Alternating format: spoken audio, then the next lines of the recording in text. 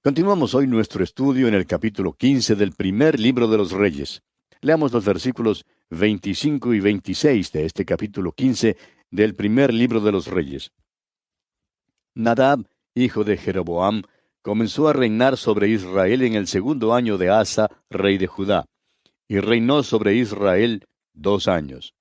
E hizo lo malo ante los ojos de Jehová, andando en el camino de su padre, y en los pecados con que hizo pecar a Israel. Nadab reinó sobre Israel en el segundo año del reinado de Asa, rey de Judá, y gobernó por 2 años sobre Israel. Y notamos que había muchísima intriga en el reino norteño durante esos tiempos. Continuemos ahora con los versículos 27 y 28. Y Baasa, hijo de Ahías, el cual era de la casa de Isaacar, conspiró contra él, y lo hirió Baasa en Gibetón, que era de los filisteos, porque Nadab y todo Israel tenían sitiado a Gibetón. Lo mató pues Baasa en el tercer año de Asa, rey de Judá, y reinó en lugar suyo.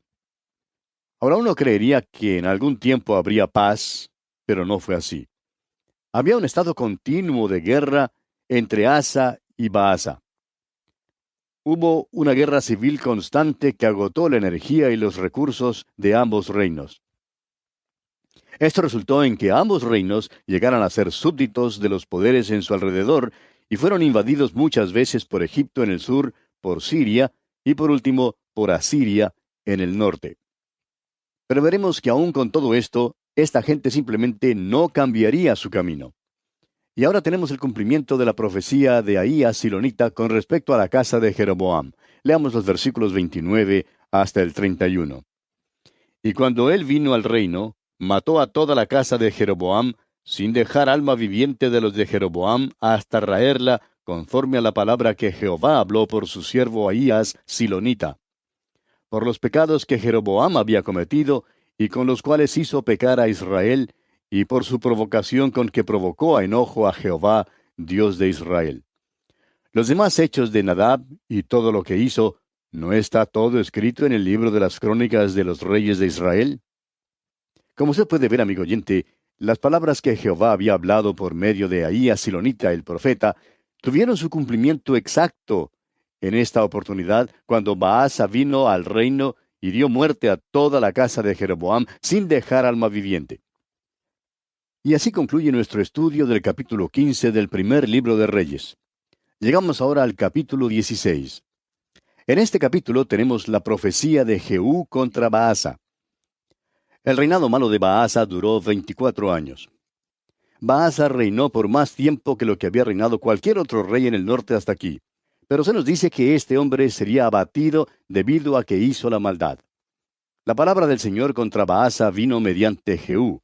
Leamos los primeros 4 versículos de este capítulo 16 del primer libro de los Reyes.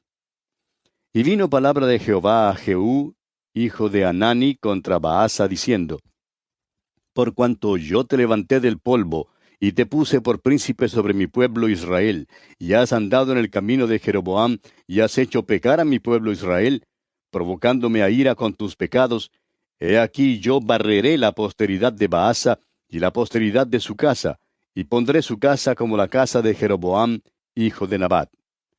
El que de Baasa fuere muerto en la ciudad, lo comerán los perros, y el que de él fuere muerto en el campo, lo comerán las aves del cielo. Este fue un período triste en la vida del rey, pero debido a que Baasa había escogido participar en los pecados de la casa de Jeroboam, también participaría de la pena máxima, aún al punto de ser devorado por perros.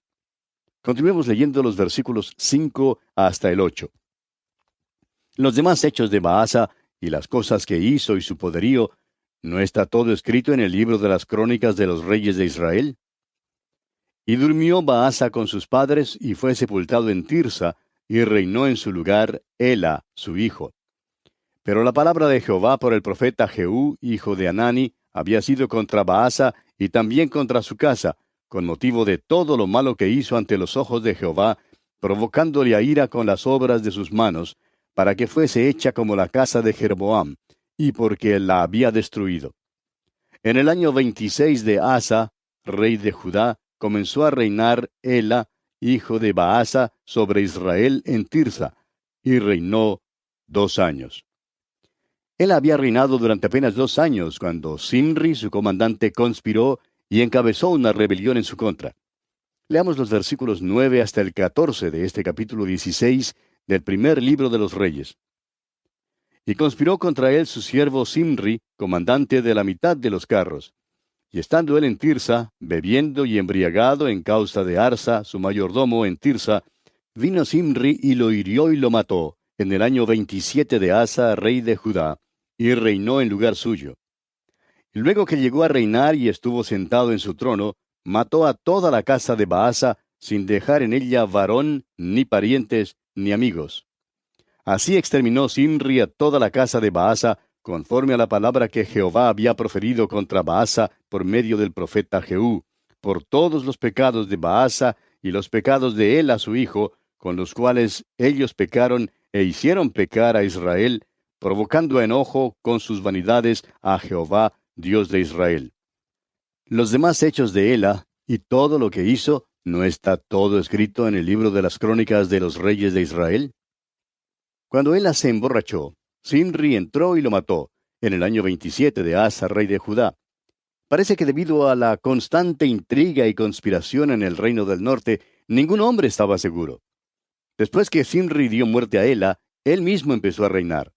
Su reino, sin embargo, no duró por mucho tiempo. El reino de Zimri duró solamente 7 días. Leamos el versículo 15 ahora.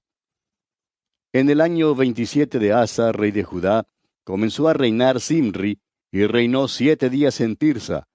Y el pueblo había acampado contra Gibetón, ciudad de los filisteos. Ahora hubo otro complot y otra rebelión que acabó con Zimri. Leamos los versículos 16 y 17. Y el pueblo que estaba en el campamento oyó decir, Zimri ha conspirado y ha dado muerte al rey. Entonces todo Israel puso aquel mismo día por rey sobre Israel a Omri, general del ejército, en el campo de batalla. Y subió Omri de Gibetón, y con él todo Israel, y sitiaron a Tirsa. Estos eran tiempos oscuros para el reino, y todavía vendrían tiempos aún más oscuros. Prosigamos leyendo los versículos 18 hasta el 20 de este capítulo 16 del primer libro de los Reyes.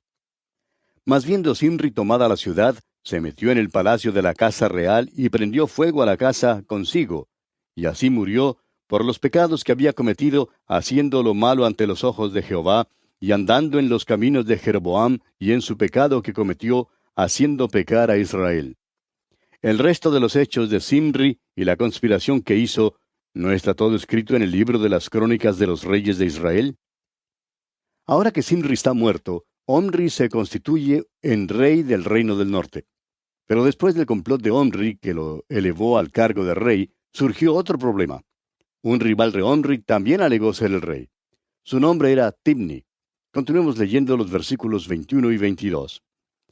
Entonces el pueblo de Israel fue dividido en 2 partes. La mitad del pueblo seguía a Tibni, hijo de Ginat, para hacerlo rey, y la otra mitad seguía a Omri. Mas el pueblo que seguía a Omri pudo más que el que seguía a Tibni, hijo de Ginat, y Tibni murió, y Omri fue rey. Omri mató a Tibni, y luego Omri reinó. Reinó por unos 12 años. Fue un rey malvado. Superó a los otros reyes en sus obras malas. Leamos los versículos 23 al 26 ahora. En el año 31 de Asa, rey de Judá, comenzó a reinar Omri sobre Israel, y reinó 12 años. En Tirsa reinó 6 años. Y Omri compró a Semer el monte de Samaria por 2 talentos de plata, y edificó en el monte, y llamó el nombre de la ciudad que edificó, Samaria, del nombre de Semer, que fue dueño de aquel monte.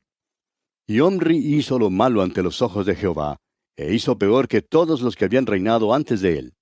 Pues anduvo en todos los caminos de Jeroboam, hijo de Nabat, y en el pecado con el cual hizo pecar a Israel, provocando a ira a Jehová, Dios de Israel, con sus ídolos. Ahora Omri hizo peor que todos los que habían reinado antes de él. Pero Omri tenía un hijo que le sucedió en el trono, y su hijo fue verdaderamente el peor de todos los reyes de Israel. Avancemos ahora leyendo los versículos 27 y 28 de este capítulo 16 del primer libro de los Reyes. Los demás hechos de Omri y todo lo que hizo y las valentías que ejecutó, ¿no está todo escrito en el libro de las crónicas de los reyes de Israel? Y Omri durmió con sus padres, y fue sepultado en Samaria, y reinó en lugar suyo Acab, su hijo. Omri, como hemos dicho, había superado a todos los otros reyes en cuanto a las maldades que hizo. Pero su hijo Acab aún superó lo que había hecho Omri haciendo lo malo. Sigamos ahora leyendo los versículos 29 y 30 de este capítulo 16 del primer libro de los Reyes. Comenzó a reinar Acab, hijo de Omri, sobre Israel el año 38 de Asa, rey de Judá. Y reinó Acab, hijo de Omri, sobre Israel en Samaria 22 años. Y Acab, hijo de Omri, hizo lo malo ante los ojos de Jehová, más que todos los que reinaron antes de él. Ahora, si usted, amigo oyente, cree que Omri fue un soberano depravado, se dará cuenta que Acab, su hijo, fue aún más depravado. Continuemos leyendo el versículo 31. Porque le fue ligera cosa andar en los pecados de Jeroboam, hijo de Nabat, y tomó por mujer a Jezabel, hija de Ed-Baal, rey de los Sidonios, y fue y sirvió a Baal, y lo adoró. Acab fue malo y tuvo una esposa que le ayudó a hacer lo malo. Ella sí que fue una verdadera compañera en cuanto a la maldad. Los malos designios en que Acab no pensaba se le ocurrían a Jezabel. Lo que a ella no se le ocurría, a nadie más se le podía ocurrir. Era una mujer malísima de veras. La combinación de Acab y Jezabel era la peor combinación que se pueda conocer. Estamos seguros que los esposos Amán mencionados en el libro de Esther eran malos. Herodes y Herodías eran lo suficientemente malos. Y sabemos de Ptolomeo, Dionisio y Cleopatra. Felipe I de España y María la Sanguinaria, por ejemplo, formaban una pareja para la maldad. Estas son 4 de las parejas más viles registradas en la historia. En particular, hubo también varias parejas en que la esposa era la figura dominante en cuanto a designios diabólicos. Por ejemplo, tenemos a Catalina de Médicis y Enrique II de Francia, Lucrecia Borgia, quien a propósito fue hija de un papa, y Alfonso, Macbeth y Lady Macbeth, Luis XV y María Antonieta de Francia. Estas son algunas de las parejas que sobresalen en las páginas de la historia como malas, pero ninguna de ellas supera a Acab y Jezabel. Ellos encabezan cualquier lista de malvados. Ahora, Jezabel, se nos dice aquí, era hija de un rey que también era sacerdote de Baal y asesinó a su propio hermano. Es interesante notar que Jezabel significa soltera o sin cohabitación. En otras palabras, el matrimonio de Acab y Jezabel no fue un matrimonio por amor. Al parecer, nunca hubo una verdadera unión entre estas dos personas, entre estos dos seres, en una relación verdaderamente amorosa. Ella era como una especie de marimacho que decimos, con fuertes poderes intelectuales. Tenía una pasión bárbara para la maldad. Era resuelta y tenía una personalidad tiránica. No tenía ningún sentimiento moral. Era una mujer totalmente sin escrúpulos y la persona más mala en toda la historia, sin excepción alguna. En el Nuevo Testamento, en el libro de Apocalipsis, nuestro Señor Jesucristo dio un mensaje a la iglesia de Tiatira. En ese mensaje el Señor dijo, «Pero tengo unas pocas cosas contra ti, que toleras que esa mujer Jezabel, que se dice profetiza, enseñe y seduzca a mis siervos a fornicar y a comer cosas sacrificadas a los ídolos». Estas palabras las encontramos en el capítulo 2 de Apocalipsis, versículo 20. Jezabel era una mujer dominante y tiránica. Y Cristo dio este mensaje a Tiatira porque aparentemente ellos estaban atravesando un período sin afecto natural, una descripción perfecta de Jezabel. Ahora algo más sucedió durante este período que revela cuán ominosos y críticos eran esos tiempos. Leamos los versículos 32 al 34 de este capítulo 16 del primer libro de los Reyes.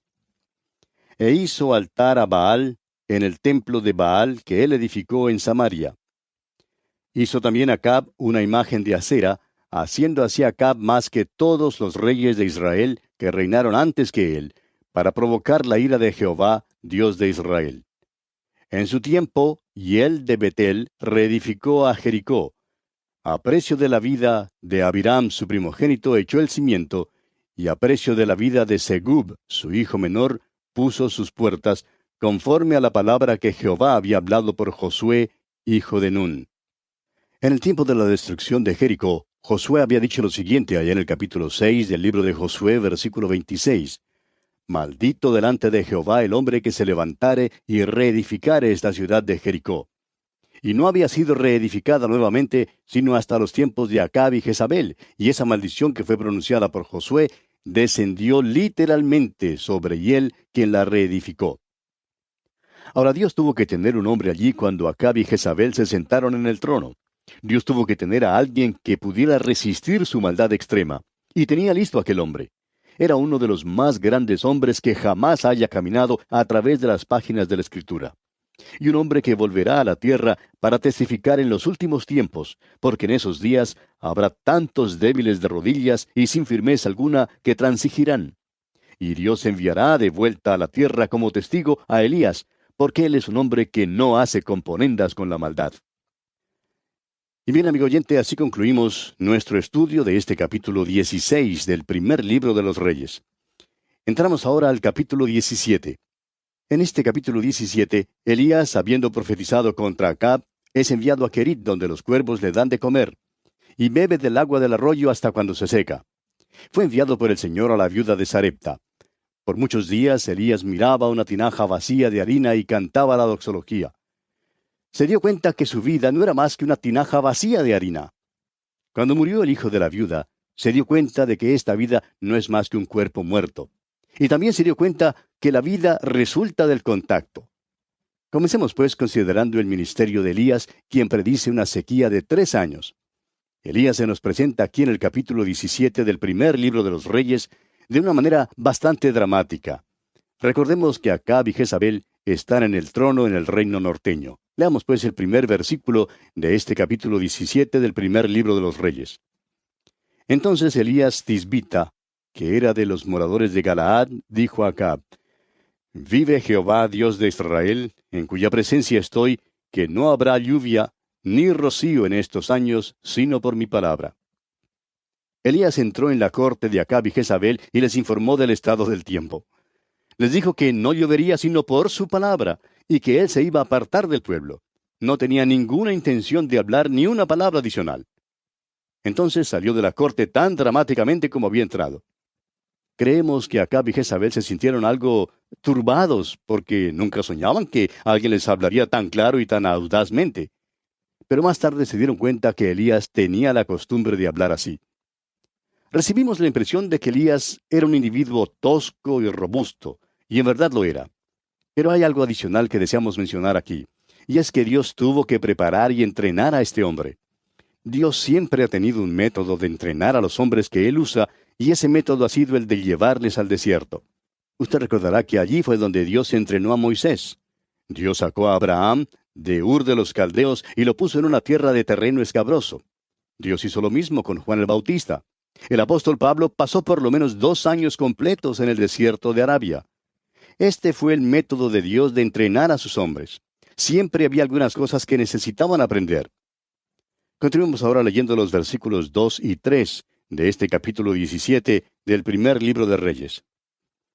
Y vino a él palabra de Jehová diciendo: Apártate de aquí y vuélvete al oriente, y escóndete en el arroyo de Querit que está frente al Jordán. Dios estaba mandándole a Elías que se apartara lo más lejos posible en el campo. De modo que Elías salió al desierto y llegó a un pequeño arroyo. Y el Señor le habla y le dice, aquí en el versículo 4, Beberás del arroyo, y yo he mandado a los cuervos que te den allí de comer. Dios empleó 2 medios para cuidar a Elías en el desierto. Un medio fue el arroyo, es decir, un medio natural para proveer el agua que necesitaba. El otro fue un medio sobrenatural. Los cuervos vendrían, como lo vemos aquí, para darle de comer. Leamos ahora los versículos 5 y 6.